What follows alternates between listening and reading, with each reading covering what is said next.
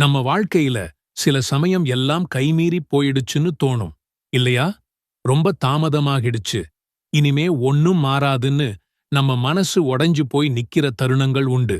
ஆனா நொறுங்கி போன இதயத்தோட கடைசி நிமிஷத்துல நீங்க செய்யுற ஒரு துவா உங்க வாழ்க்கையையே மாத்தி போடக்கூடிய சக்தி கொண்டதுன்னு உங்களுக்கு தெரியுமா?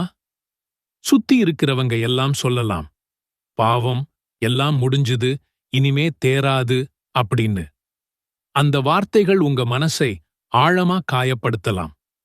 உண்மையாவே எல்லாம் முடிஞ்சு போச்சா, என்னோட உழைப்பு எல்லாம் வீண்தானா அப்படின்னு எண்ணி நீங்க இருட்டுல தவிக்கலாம்.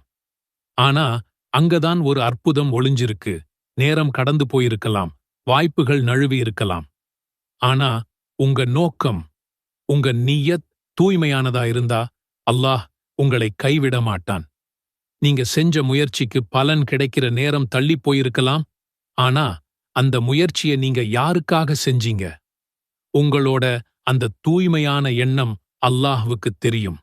நினைச்சு பாருங்க, எல்லாரும் கைவிட்ட நேரத்துல, யா அல்லாஹ், நான் முயற்சி செஞ்சேன், ஆனா பலன் கொடுக்கிறவன் நீதான், நேரம் கடந்துடுச்சுன்னு உலகம் சொல்லுது, ஆனா என் நிய்யத் என்னன்னு உனக்கு தெரியும், என் மேல இரக்கம் காட்டு யா ரஹ்மான் அப்படின்னு நீங்க ஒருமுறை மனமுருகி கேட்டா அவன் வானத்தின் கதவுகளை உங்களுக்காக திறப்பான்.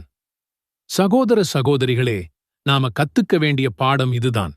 காரியங்கள் நடக்க வேண்டிய நேரம் தவறிப் போயிருக்கலாம், ஆனா உங்க தூய நோக்கம் தவறவே கூடாது. நபி ஸல்லல்லாஹு அலைஹி வஸல்லம் அவர்கள் சொன்னாங்க, நிச்சயமாக செயல்கள் அனைத்தும் எண்ணங்களைப் பொறுத்தே அமைகின்றன. அல்லாஹ் உங்க பணத்தையோ பதவியையோ பார்க்கிறது இல்லை, உங்க உள்ளத்தையும் உங்க தூய நோக்கத்தையும் தான் பார்க்கிறான். உங்க வாழ்க்கையிலையும் சில விஷயங்கள் தாமதமாகலாம்.